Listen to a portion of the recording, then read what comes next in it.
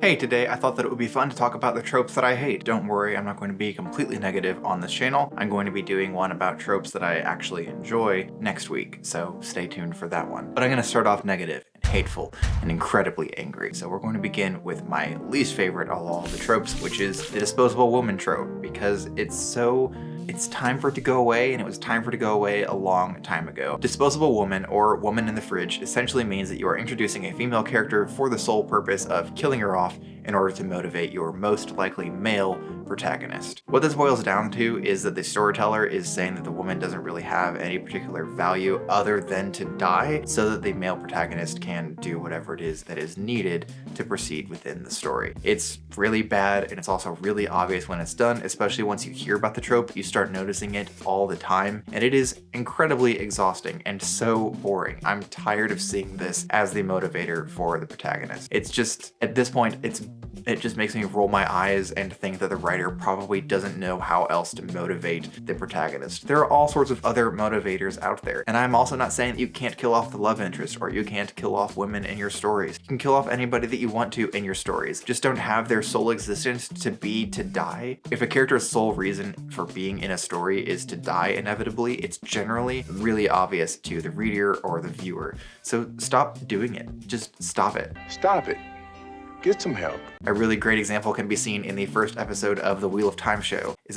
I guess it would be spoiling it if I said why, but you'll know it. You'll probably be able to guess it because I guessed it within the first couple of minutes, and it's a big change from the books. So I knew that what they were setting up, and I sat there and went, oh my word, if they seriously do this, I don't know if I can even continue on. So it's really bad when it is done, and I'm sure that there are ways that it can be done well, and you can probably come up with some examples of it having been done well, but most of those are just exceptions that prove the rule. And with that, I'm going to move on to the next trope. The next trope that I hate is the chosen one trope. The chosen one trope, if you somehow don't know by this point, is a trope which is essentially when there is some sort of prophecy or system in place that dictates that there has to be one individual or even a couple of individuals who are the ones who are capable of doing the thing. They are the ones who are able to kill the ultimate big bad. Whatever the case may be, the chosen one is an individual who is part of the story solely because some sort of prophecy or system has dictated that they have to be. And everybody else around them is kind of coalesced and gathered based on this one individual's need to be the center of attention in the story. And once again, much like fridging a woman, it's just a poor motivator. I find it to be a bad motivator for protagonists, and it's kind of overdone and exhausted. It's been done well in the past, and I think that we should be forgiving of some newer media that is adapting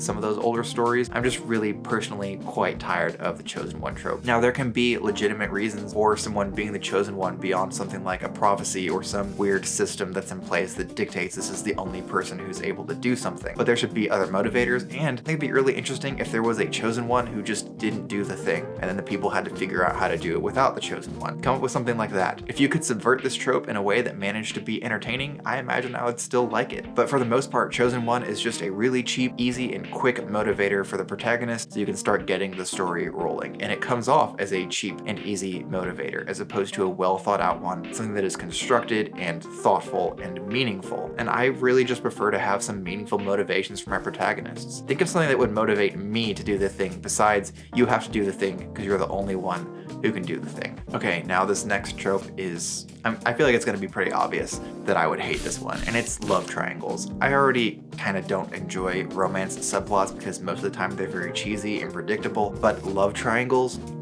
they should really be left in the past. They should have been left in the past a long time ago. They promote some ideas and normalize some things like jealousy and such that just don't need to be, and it's a little outdated and we should just be nixing them. I'm not going to sit here and try to fix your relationship, but if your relationship is built around a love triangle and there's all of this complexity and drama and confusion, that's not fun for anybody, and I don't think it's all that fun to read. Maybe some people enjoy those things. It's so dramatic, and it also kind of points the person who's the center of the love triangle or the person who's having to choose between the other two people as being kind of a terrible person, especially when it drags on for an entire series and they're constantly like bouncing between these two people. It doesn't really paint that person in a great light, and you kind of start to wonder why everybody else is still fawning over this individual. Like, what is it about this person who refuses to choose between one of these two people and instead makes them essentially fight it out for 7 or 8 books or 3 or 4 books, however long your series is? Why can't this person just make a decision and move on? Why can't we just get this going? Oh, Oh, it's to keep readers buying the books because they want to see what happens? Okay, sure. That seems somehow worse than the love triangle.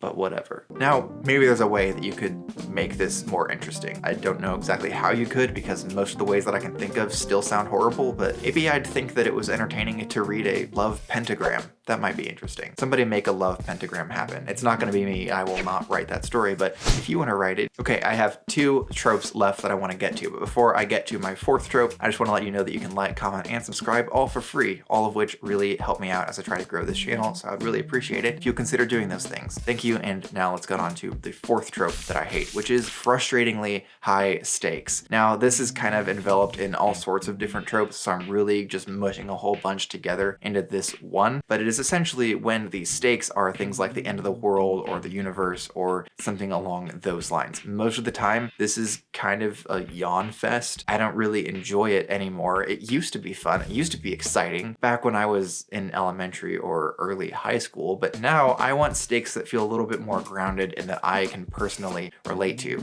Not that I can't personally relate to the world ending, but I can't really relate to a single Dark Lord trying to awaken some sort of evil god that is going to destroy the entire world. And I'm really getting tired of having to relate to that fear or concern. Additionally, this kind of relies on the some men just want to watch the world burn motivation for the antagonist. And I think that's where my main gripe with this entire trope comes into play, is that, again, when it comes to motivation, it's just not a great motivator. For some antagonists, yeah, some of them are chaotic and horribly evil and they just want to watch everything get destroyed for the entertainment value. They want to be sitting down eating popcorn as the entire world is left in ruin. Now, if you can come up with a great motivator for why somebody would want to bring about the end of the world, sure, that's interesting. I might check that out. But in the meantime, give me some motivations that I can actually kind of understand. Even if I don't actually ultimately agree with what the villain wants to do or what the villain wants to accomplish, it'd be nice for me to sit down and relate to the villain in some way that makes me go, I could see how you would come to that conclusion and how you would believe that this is the best course of action. I think this would work especially well if you could set it up so that reading from either the villain or the hero's perspective would make me resonate with each of them, so I'm not really sure who it is that's going to end up winning and who it is that's going to end up being right in the end. Which of these people has the best path forward? Who is morally correct in this instant? Give me those sorts of questions. Don't make it incredibly obvious to me because there's an enemy who wants to destroy the entire world. I know who the bad guy is then. This person wants to destroy the whole world. That's the villain, clearly. Making it less obvious who the big evil villain is just going to make the story a lot more entertaining and interesting. I enjoy characters who are morally gray as opposed to characters who are completely and obviously horrendously evil. Stop destroying the world and resurrecting evil gods. Start doing some simpler evils, like cutting someone in line. I'll read a story about a villain who just cuts everybody in line. Not that that's really entertaining, but I feel like at this point it's more entertaining than the world is ending and we have to stop it. There's a villain out there who cuts everybody in line at the coffee shop. I don't know, I might read that story. Okay, now I kind of struggled to pick out a 5th one because all of the tropes that I hate, like abhor beyond this one, I kind of just hate a little bit. So there are a few that I had to choose from and I wound up just picking one which is strong and weak and shallow and wise. And this is just one way of phrasing a very simple one, which is really just, it's when the creator of the story, and specifically a creator of a particular character, believes that the character can only have one positive trait, and if they have this positive trait, they have to have negative traits in all of these other areas. So for example, the big tough guy who's a complete idiot, or the small scrawny guy who's a genius. Sometimes the small scrawny guy is also an idiot, and sometimes the big tough guy is a lovable softie who's incredibly smart. And we've seen these tropes subverted a lot more recently, and people who are more willing to explore interesting characters who have all sorts of variety, but there have also been instances when we have seen these subverted in the past in really awesome ways. I think one of my favorite scenes that kind of subverts this trope is in Titan AE, when they try to trick a guard because they believe that all guards, especially guards who look big and tough, are going to be complete idiots, and it turns out to be really smart. This isn't a spoiler, the movie's really old now, so if you haven't watched Titan AE, I guess go watch it, but this is one of my favorite scenes because it totally subverts this trope and these expectations that people tend to have when it comes to characters of this nature. You're lying. He's not a slave and you're not traitors. But he doesn't carry himself like a slave. Look at the way he stands. Probably ex-military. Ukrainian traders always threaten before they ask a favor. It's tradition. And your robes are made out of bedspread. Just out of curiosity, did we have a plan B? An intelligent guard. Didn't see that one coming. You see a big tough guy and your brain is probably going to automatically assume this guy is a complete idiot because he has to be, because they almost always are in stories. Then you'd find out that the guy actually has a law degree and he's just retired so he can run a flower shop off the coast of Malibu, I guess. I don't know. He wants to do something.